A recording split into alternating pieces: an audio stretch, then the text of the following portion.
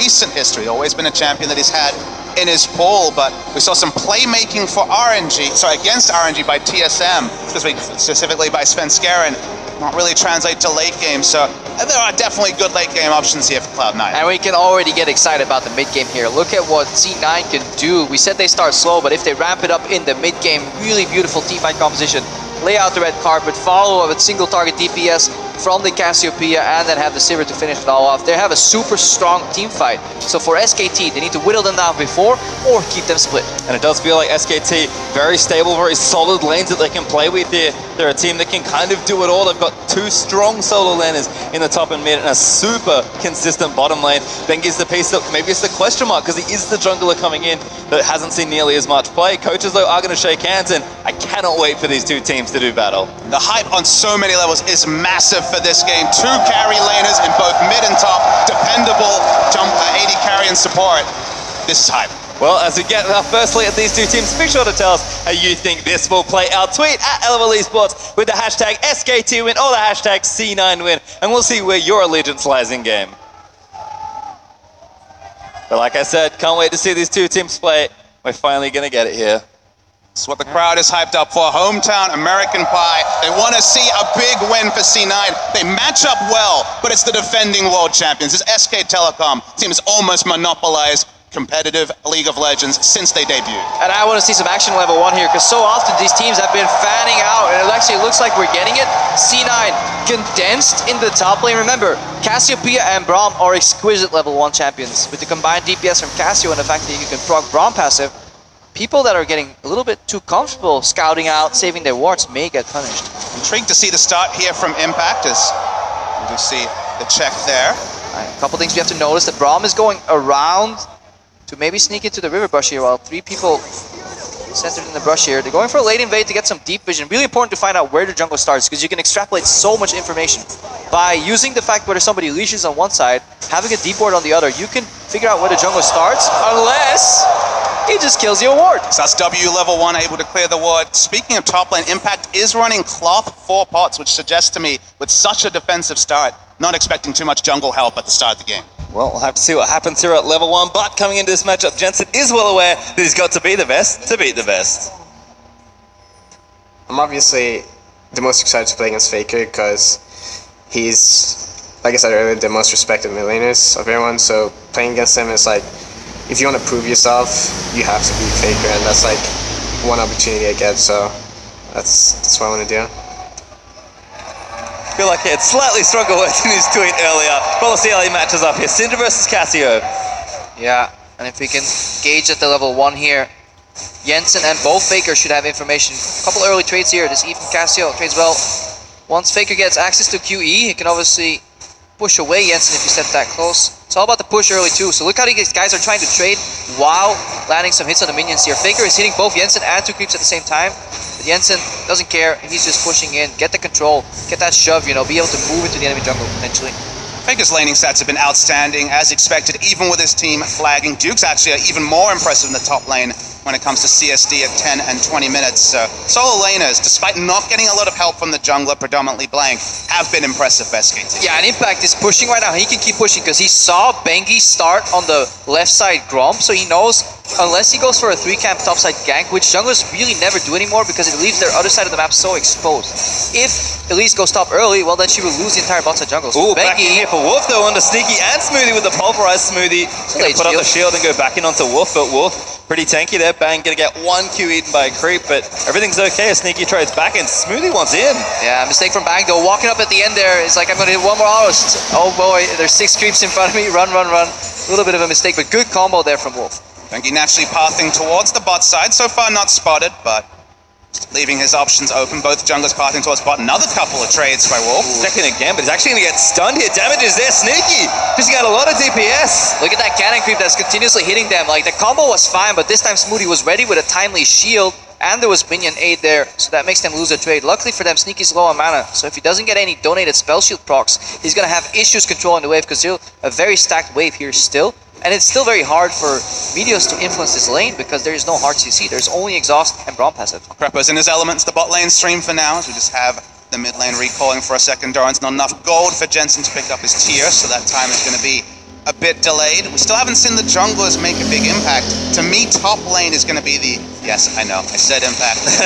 Had it on Well, the hopefully mind. Meteos is going to make impact big. That's as the well. question. He didn't have to do that. That's kind of the interesting thing is you think back to all the top die, I'm die moments in the regionals. It was about impact making the solo plays and freeing up Meteos to take out other parts of the jungle or the other parts of the map or the jungle. And for now, it's the counter jungling that he's relying on. Definitely, very symbiotic relationship here though. You don't have to be close to each other to help each other. Meteos right now has secured the Skull Crab and is aggressively contesting Bengi, locking him up in the cage. That means that the Rumble can just keep pushing, use that augmented flame spitter that got changed a couple of patches ago to really get that push. But right now, Meteos swinging to the mid lane. He's actually dipping here, trying to get something onto Faker. Q gonna miss. Faker just steps straight out of the way. Meteos gonna safeguard onto Jensen. But that was very easy for Faker to get out of. Casual as you like with those side steps in lane. Always known for that. Trades going well for Faker so far. That's a quadruple mind game though here. Ooh, Sneaky actually again, spell shielding the next part of the pulverize, I believe, as Wolf still stunned up here potentially by the Brawn Passive. Now going to turn it onto Bang Cloud9. Going to try and make something happen. Good little trade back, but Impact and Duke are on it. Duke doing big damage. Impact losing the back end of that trade. Impact has the potion lead, even though Jace hasn't used his potion yet, so able to chug, still doing just fine. He's going to be happy, given that he has the Battle Ward-esque presence of Meteos being in the face of Bengi. He can afford to overextend in the early levels before EQ clears out a minion wave. He's able to push up and just make Duke predictable on one of the strongest laning champions in the game on Jace. But if you're trading with Jace, you have to be careful for that triple shot that comes out at 100% attack speed here. That W from Jace, you eat all that damage and then a Q. That is a short trade window where Jace wants to excel. Laners seem to be able to go even though, unless Bengi can find an opening here. Yeah, Jensen kind of got poked down. He does have some, so Bengi's going to get the stun. Planted, Bengi flashes forward, and first blood goes to Elise. The disrespect from Jensen. He saw the QE come out. He saw at least on his screen, and at that point you need to know, this is chain CC with flash available. You have to just respect the fact that you got outlaned and you got a flash. It ends up giving up first blood here, so really big opening move by Faker and Bengi. I mean, Vision was on Bengi for so long. He put a pink ward down, casually cleared out the trinket ward, then just walked straight in and ganked. So Jensen disrespecting Bengi, and it's the duo, the double world championship duo of Faker and Bengi getting first blood for SKT. Well, Bengi's at it again, looking for bottom lane as Cloud9's duo has actually got a good bit of pressure built in there. They'll shove the wave in and go back though, so it seems like Cloud9 just going to kind of pad the lead that they did build up a bit here, although Bang's going to catch up nicely. BSO built up for Sneaky as Meteos, maybe still lurking around this top half as well. Just want to see what Smoothie does here, because on first base, if it's really late, supports can actually path away from bot lane, let the Sivir solo farm, and kind of influence the top lane here. There is a world where Smoothie groups up with Meteos, kind of dive top lane here and get an advantage for C9. Could definitely happen. I'm looking for the top lane matchup as it develops, as we start to see the junglers swing their way up there. The big stat actually for Bengi is when he did play, he quadrupled Duke's CS difference at 10. And that is just a massive stat. So basically, because he has that role of facilitating, before it was Marin, now it is Duke, setting up a top lane carry like Duke would be very big for SKT. Well, Impact's got plenty of time just to push in here. Like you said, they've been tracking Bengi quite well, apart from the mishap there in the mid lane, so things are looking okay for now. Wolf and Smoothie with a meeting outside of the bottom lane perhaps, but looks like this pink ward is going to get taken down by Wolf. Smoothie, not quite enough friends to try and put that one down, although it does reward to make sure they have concentrated vision around the middle of the map here. And super important, because these pink wards are kind of roam protectors. You can trade a roam for a pink ward. If you somehow lose the pressure in mid and the mid laner disappears, he will walk over, pink ward has to clear it. That buys you time in the bottom lane or in the top lane. This is dangerous actually. Jensen going to get donated the blue, successful steal there, and Meteos, can he just walk away from it? Gets Cocoon, but he can. Impact went back, did have his TP, and Duke did not. Duke kind of not there in time. Not there in time here. Another good trade here from Sneaky. Feeling more confident in the matchup. This is a bit of a power chop for Ezreal while he stacks up that tier. So in all-ins, much weaker. So he needs to rely on poke. So what we talked about earlier, even in the mid-game, this will be repeated for SKT. They need to poke down C9 before they fight here. Jensen finally flashes! It's too late. He flashed the stun, but the ulti still killed him. Never finish your color point while Faker's going for an all-in, Crappo. I mean, you would expect Jensen to know the limits of these champions. A little awkward there. Wolf again with a double pulverize. Gonna knock one back in, but doesn't quite get Smoothie. Wolf taking damage. No ulti as Sneaky pops his to get them out of the way. Bang. goes straight over the wall, looks for a bit of extra damage, and Cloud9, 3v2, have to disengage. Two very strong laning mid laners, but it's Faker, the old wily veteran now, after being the young buck a few years ago, doing his casual thing, now stealing away the blue buff. Double blue buff maybe for Faker. Got it off Jensen already. Bengi actually going to get donating one there. Real cute play from SKT. Controlled start from SKT that was absent for so long of the summer season in particular. Thing about SKT this season, we saw MSI, they rose up after a low delay, Sneaky taking a decent trade in Bob, but it was all about a slow start for SKT. Wolf has to They're hold. actually going in. Yeah, Wolf did force the ulti out. Bang uses his as well. Smoothie eating missing shots as Bang wants it. He's more Q. Sneaky does block, and Smoothie gets himself out safely. Yeah, such a deceptive bot lane because the action will always halt for about 3 seconds, either with Braum Shield or Alistar ulti, but if they keep fighting during that, at the back end, Ezreal can always shift in, deal more damage here. Smoothie still being tested in lane here. That was a little bit too close to where. Meteos is pathing around. Has been spotted out already. Worth noting that Braum is in base, so it would just be a 2 for 2. Something C9 is doing very well here is actually using the pressure that Jensen has in lane in terms of wave clear. Not the kill pressure that Faker has on Jensen, but the fact that he can push out sooner. They're always leveraging that pressure and making it flow over either into the river, enemy blue buff, or into the bot lane here. Problem is, when Jensen walks back, he will eat poke when he's trying to deal with the stacked waves. So that's the cost of that play here. Can he survive that cost? Well, you can see C9 fans certainly aren't in force, voting for their team here, but you can see that translating into the CS deficit. Faker playing up very aggressive, happy to poke under the turret and trade shots here and there. Yes, Jensen can farm relatively quickly and will get CS under the tower, but he's fallen behind at least 20-25 CS, and that is a hold that Jensen's going to have to deal with later. Faker, this is how, if he smells blood, this is how far he'll push up. He didn't even have double pink wards on both sides. He only had one pink ward to play on, but still, happy to push up, happy to test Jensen already. Coming up to 25 CS ahead of his opponent. And that's what SKT did so well in their prime. They didn't need full vision. They only needed bits and pieces of information, and then they fit the puzzle together themselves.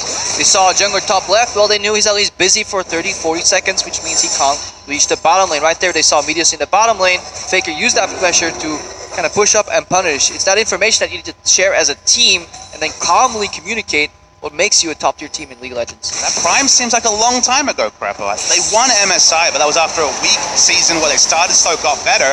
Jensen potentially getting zoned off his own turret. This is gross from Faker, just completely shutting out Jensen.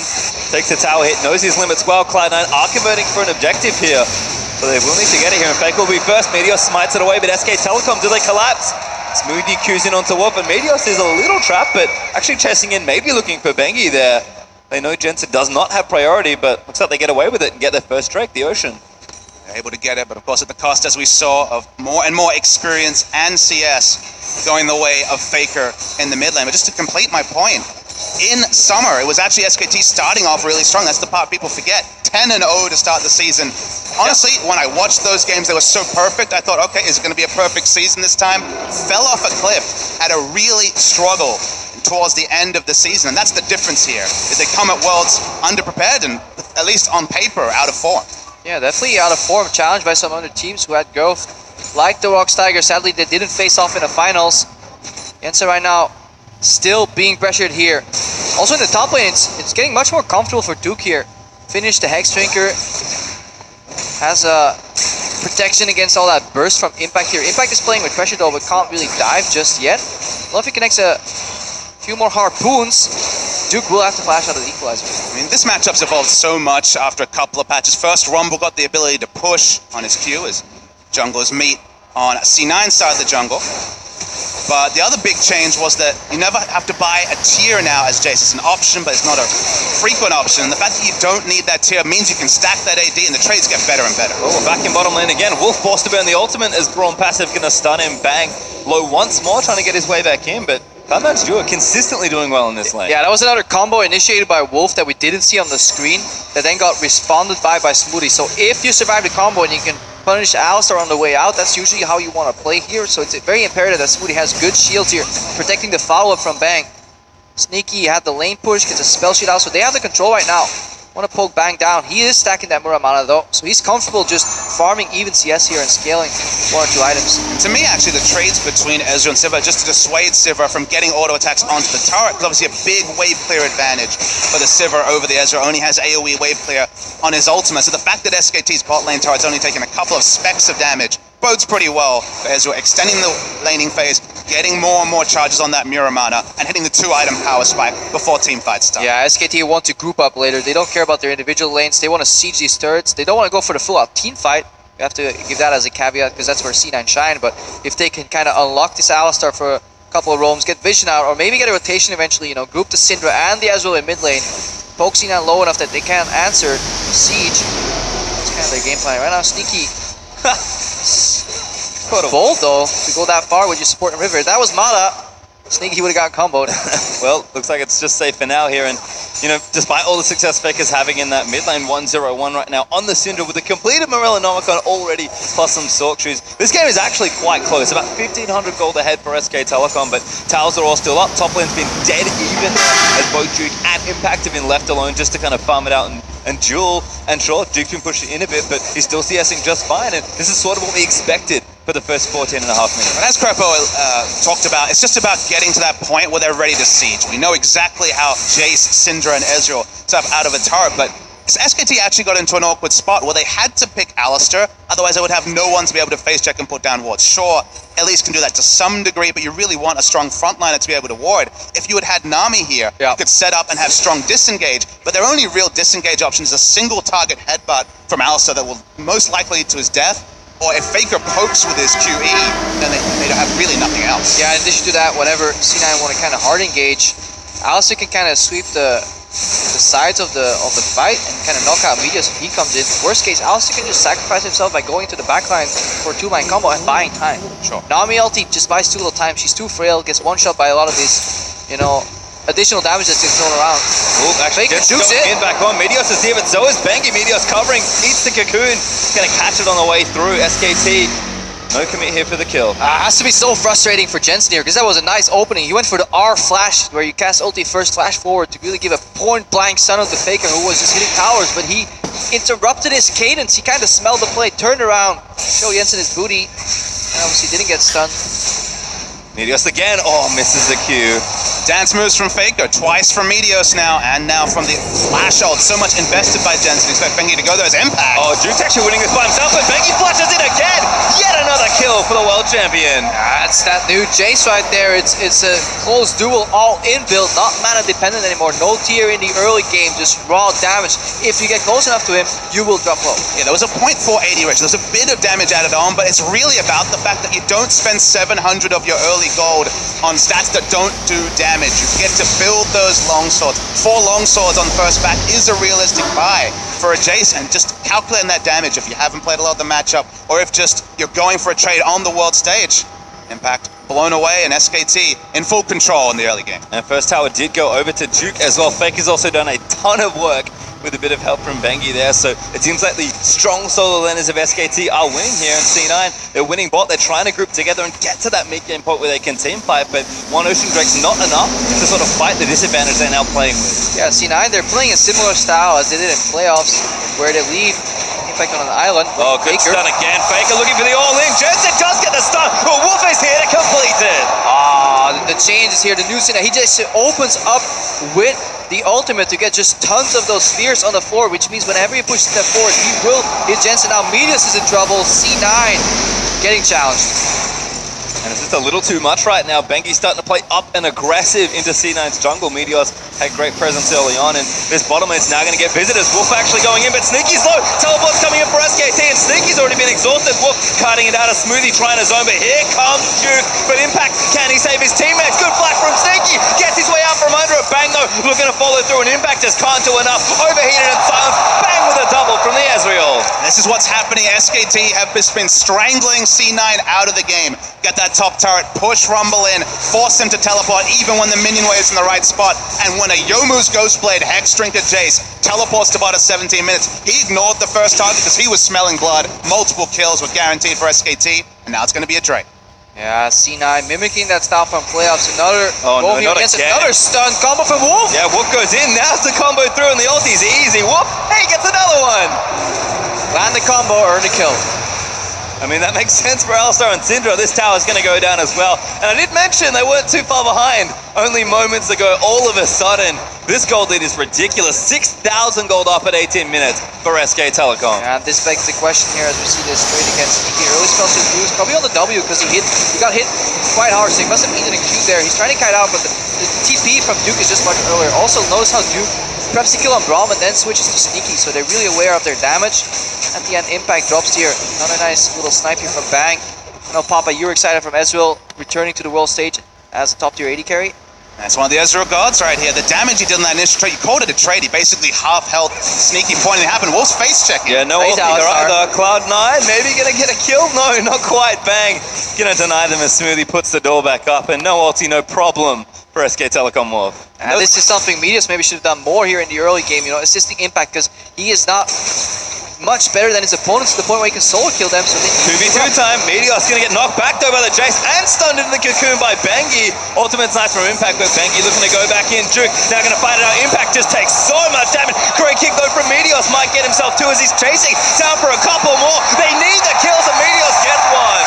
And he ends up being a 1-for-1, but when you're this far behind, first kill on the board, it's at least a steadier for Cloud9. Will they win this game? Right now it's looking like no, but you need to get some confident moments, even in a loss. Still a long group stage ahead for Cloud9. Yeah, and their style honestly may work against other teams in this group where they leave Impact on an island in the top lane, have Meteor secure the bot side of the map, and then go maybe for the Dragon focus, you know, have Jensen roam into the bot jungle and secure both sides of the map that way. Impact by just top laner prowess, the 4 remaining members of C9 just by teamwork, but it wasn't enough because SKT was ready, and Bengi, he found a few openings in the early game with really good synergy with his solo laners. Well, Sneaky actually looking for one here onto Bengi, but gives that one up pretty quickly.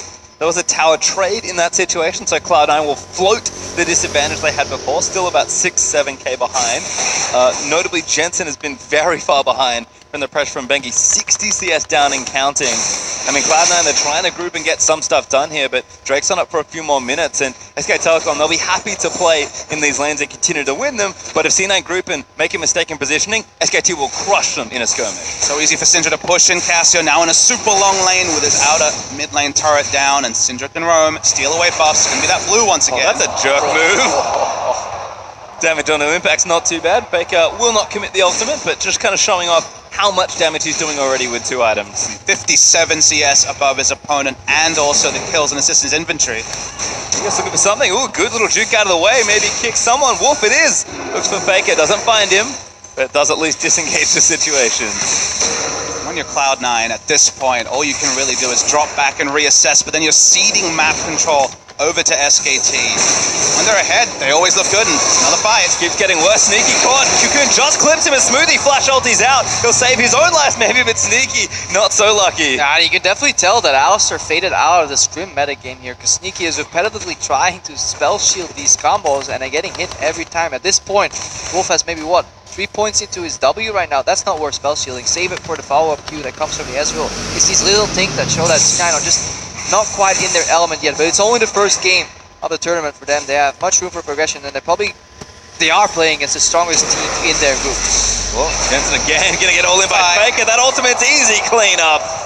Faker another kill now. Funnily enough, his jungler and support have taken most in this game, but still an impressive scoreline, and the pressure he's exerted on this lane is absurd. I noticed no one had the confidence to ask Faker how he felt about being second in the power rankings of player at this tournament, and after this start, I mean, he's starting to give an answer on the Rift, which is probably the best place to do so. Definitely a good place. Once he starts solo killing Smep though, that's when we'll start changing the rankings. Sometime later in the tournament.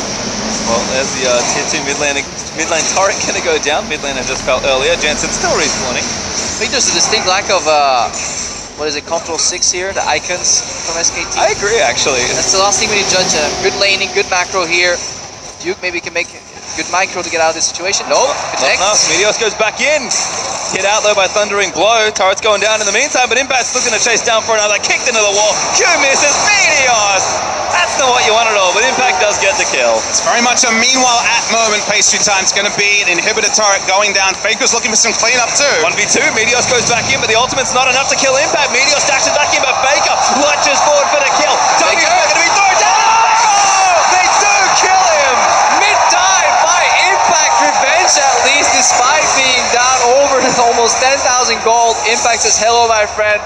I can still play League of Legends. And because Faker didn't rotate, SKT don't have enough numbers to actually pick up the inhibitor. Sure, an inhibitor turret at 23 minutes is a massive win, but could have made the percentage point. They went for this was Faker having fun. Exactly. He knew As close as it gets. He knew his team was in the bottom lane. He could have easily pushed up mid, rotated, joined that fight, or he could have canceled 2 bases. The fact that he flashed in aggressively for a kill, we'll see it later, but there was definitely a couple out points for Faker, but he really wanted that kill on Impact. This is definitely the replay for the one-eyed C9 fans. Maybe ignore the Meteos missed cue, but this is finally C9 winning out on a skirmish. Faker, he felt confident. He has so many items at this point that if he hits just a couple of abilities onto Impact, he misses everything, ults anyway, because he has spears on the Rift, but not enough to take him down. Nice kills, but perhaps it only delays the inevitable. He dodged Cloud9. 3 Qs there, Impact, and 2 pushes there from the Syndra. Ironically, it was the missed Q from Meteos that put Impact low enough to bait Faker in, so it was all a master plan for C9. Just like this game being lost is all part of the plan here for C9 to end up #1 in their group. Well, the damage has sort of stopped for now. It's Bank, Busy Solo, and Cloud Drake. Red buff did go over to Sneaky, so it's the start of something for Cloud9. SK Telecom, though, is still insanely far ahead in this game. So they're going to have to dig real deep to stay in it, let alone potentially win it. SK Telecom, complete control with Faker 3 items already. Duke's a monster on this chase as well with, 2-3 items effectively done, and C9 just have to try here and there to get picks, because that's all they really get. I mean, the item choice from Banks, and he's the first Trinity Force Ezreal we've seen of this tournament. And a bit more into priority with the changes to Ezreal's passive on a poke comp between the Jace EQ and just the Trinity Force Q Mystic shots from the Ezreal. Going to be very hard hitting poke, but they haven't really had to set up a siege yet. Yeah. SKT. Try for snowballs ahead further. Iceborne is kind of the safe choice in most situations, but if you already had, you can go for a Triforce. A whole helping of damage here. SKT, we need to see how clean they want to close it out here. They should, or are likely going to target that tier 2 tower in the top lane and the deep vision in the jungle here. Because so many teams, when they do their Baron setups, they forgo the deep vision. They just do the river here. Let's see what a crash course in Macro 101. Well, Meteos actually wanted to pressure Duke, but plenty of wall coverage there means that isn't going to work, and C9 are already taking damage from the rest of SK Telecom. Pressuring down this mid lane, they've got almost flawless vision around the Baron area as well. C9 have snuck some wards in there, but it's pretty unlikely they'll get them as Faker steals away another blue. Yeah, but they can test the bus, force C9 to walk all the way into their base rather, and then they can rotate out into the jungle, get some deep vision, whatever they want. They're also a poke comp, so they don't really want to do the Baron. At this point, the world is their oyster. SKT can do whatever they want, seize any objective here, because they're so far ahead. Used the strangulation metaphor before, and you just look at the minimap. Where is C9 going to find farm barring minions hitting on to their 2 remaining inhibitor turrets? They're completely at the whim of SKT. The only real playmaking initiation they have is Meteos, who has flash up. It's going to have to be on one of these 2 carries, though, and it's going to have to be soon. Junglers are about to meet by the looks of things, but looks like the rest of SK Telecom will get there first. Meteos getting a little cheeky with his flanks, but Wolf moving in towards him. Bengi going to rappel down. Cocoon not there. Venomous Toxin instead, as Meteos going to continue taking out those Krogs, but Duke is busy in the bottom lane pressuring, and C9 might try and cut him off here. Yeah, SKT just have to keep their distance, mind the gap. Is it closing, Kurpo? Maybe we'll never know. Bengi and Meteos again doing battle over some jungle monsters. In the meantime, SK Telecom have something else to do. It's take down the mid lane inhibitor turret. Meteos and Bengi still fighting, but Bengi looking for a 1v1 in the jungle. Looks like this inhibitor is going to go down though, and SK Telecom just too far ahead at this point. Meteos, it's a disaster, flashes out! And C9 might try and get something else, but inhibs down, sneaky spell shield, I think a Cocoon, and Wolf's going to get chased down, but I think they'll get away, and C9 just can't commit to these chases. Yeah, they're getting squeezed. The power of their team comp lies in grouping up and going for that team fight. Obviously, not when they're 10,000 gold behind. Sure. Usually, this is what SKT wants to do. Either poke them from far enough away that they can't engage, or split them up, poke them on individual lanes here. Cheeky little move by Bengi as well, getting a spider link to attack the tower so he can chase Meteos. That forces a flash. Right now, Wolf can play Gatekeeper here, and Faker. Meteos, I'm not sure he's going to make his way far in. The Q's run out, and there's the smite away. Easy take there as Wolf might be caught out, but he has his ulti flash and exhaust, so he's just fine, because he'll hit the recall button there. We didn't wait a little longer. That recall animation is spectacular for those that haven't seen it, but nice to see Wolf rocking his own world champion skin. Honestly, SKT is silenced out of the crowd and C9 as well. Specifically, Faker is the one who honestly made Jensen an afterthought here, as Cassiopeia has no presence on the map, doesn't have the items to do true damage. Yeah, and in such an incredibly swingy matchup as well, the Cassio versus Syndra. And it all came down to that first gank, the disrespect from Jensen or the stage jitters. Maybe he just wasn't ready, tried to flash a little bit too late, and forgot that he would get chain CC there with a QE combo from Faker into the flash kick from Bengi, and that was enough to kill whatever HP was left on Jensen. And at that point, playing that part down is going to be hard to mess with. Yeah.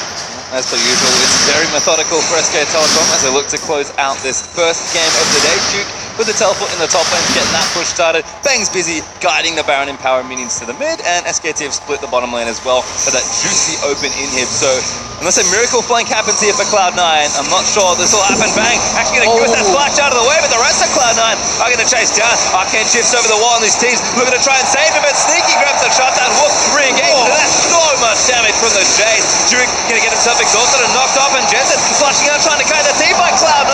Might have made something happen, but Faker grabs the double in and amongst all the chaos. Impact finds his way back into the fight, but I think now he's got a little too far forward. Yeah, I can see exactly how strong the fight was. Impact drops down. Team fight was strong for C9. If this could happen on even gold, it would be a clean ace, but SKT are just too far ahead. Faker alone take out 3 members of that C9 lineup.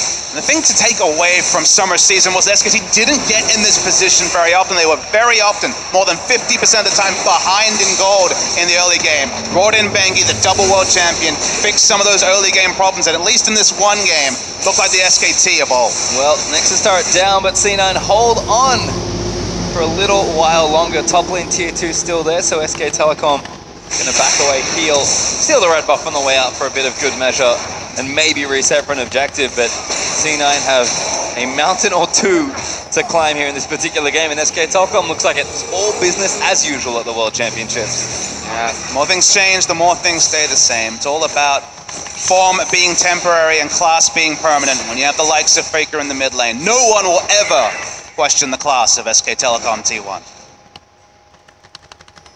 Well, Drake up in 10 seconds. We'll see if they want it here. We're just busy milling around, making sure he gets the vision down. Duke is here as well, and this Drake should go very quickly over to SK Telecom. More than anything, it feels like they're setting up a potential Elder Dragon just in case they need it, but they might as well take it off the map at this point. There's no way Cloud9 are coming near this. Yeah, they're definitely not going to get close, and this is where we can start looking back at the draft even for C9 and question some of these picks, like the early rotation, Lee Sin over the Elise, and see if it worked out for C9, why they did that. It's also good to finally see these early picks Syndra pay off dividends, because some teams were doubting the value, but it's a super strong laning pick here. And Faker's kind of showing you how to use the combos to set up for multiple things.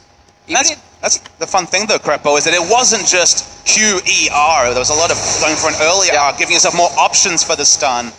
We saw some support Syndra in Korea where they would just ult and then just have so many different options for a stun. So this champion has more mechanics than just the single target deletion that we've mostly seen. Yeah, and that mechanic's actually really good against hard engage comp when you're playing Cold Cup. Right now we see Duke getting a little greedy crowd out, but he's buying time for his team. He gets knocked up there for the Braum ulti. Rumble ulti's down, and Impact does claim one for C9, but yeah, top lane broken completely through. SK Telecom claim every single inhib. That was the last one remaining here. Duke takes one for the team. Drag them out of base. C9 get the victory lap. Fortunately adds to the alone death stat, which isn't great for him, but Cloud9 are trying to defend a very unhealthy looking Nexus start here. And SK Telecom, even with Duke absent and with no teleport, they are just going to try and close the game out here. It'll be difficult to do so. It's just fine. A lot of damage on him. Bang and Faker though, so they'll poke around. Will take Duke a long time to get back from base. You mentioned already, no teleport. Meteor's Faker! Maybe a little too much. Does get exhausted down, but Meteor's taking too much damage. Bengi just kind of keeping the rest of the backline out for Cloud9, and Faker will stay protected. Duke up in 10 seconds, but SK Telecom taking a bit of damage here as they try and defend this last inhib. Greedy to try and push up and take down Inhibitor with only access to 4 members, but SKT will poke until they feel there's any threat of initiation whatsoever from C9, which honestly with the kick down from the Lee Sin isn't too high. Back away, continue to get the maximum. 16,000 gold lead. C9 just playing to extend the game. Yeah, playing to extend the game, but this game already answered some questions that we had of their group. Faker with some fancy jukes here. Impact saying hello to one friend. Good Zonya's jukes here as well. Jensen going to try and follow up, but gets out from under the shock blast. Wolf here to protect his carries, so SKT will not have anyone fall. But Sneaky is busy battling supers and losing as that last Nexus turret. In fact, C9's last turret of the game has now fallen. They have nothing left to defend but this wide open Nexus. Only the Nexus remains here. As we were talking about SKT, like we had questions coming into the group. Will they finish first? Likely. In what manner is what a lot of people were debating still. Very decisive victory here. Combo and Smoothie. Smoothie's gonna drop it. Right now, it's fish in a barrel for C9. Yeah, and it's kind of been that way for most of this game. Kind of ever since that mid game really broke open. SK Telecom looks strong in the lanes. Look, they'll never drop the beat here. Impact, good flash, gets himself up from under the cocoon, but bangs all in on the Ezreal. Wolf goes in with a double man pole, and there's Meteor trying to chase him out of the way, but Bengi's too far ahead. He will go down as Impact's able to take him. And SK Telecom with the Nexus open are going to try and close the game. Sneaky takes out Duke. And they're looking to trade back here, but Bang takes out Sneaky to return. Jensen's going to fall down as Bang gets a double. Meteos falls as well as Wolf claims another victim. And with 4 dead, SK Telecom will take down Cloud9. Big win for SK Telecom. Mind the gap is what they say right here, because the gap didn't look any closer in this particular game. SKT in full control ever since that very early kill for Faker over Jensen. They snowballed it well. They know how to play with a gold lead. They didn't find many in summer season. Found their first one at Worlds and looked great doing it. Yeah, we saw Wolf with mostly good trades in the bottom lane. We saw synergy between Bengi and Duke, between Bengi and Faker. So that speaks really good things for SKT. Right now, obviously making their way to... Did we lose one? Impact's gonna hug his old teammates there. Teams will shake hands here, but SK Telecom played it a little close with Bengi having some great mid-game pressure, but they felt like the game wasn't gonna break open, and then all of a sudden, kind of as is almost always the case, it did. And if we had any questions for SK Telecom, you know,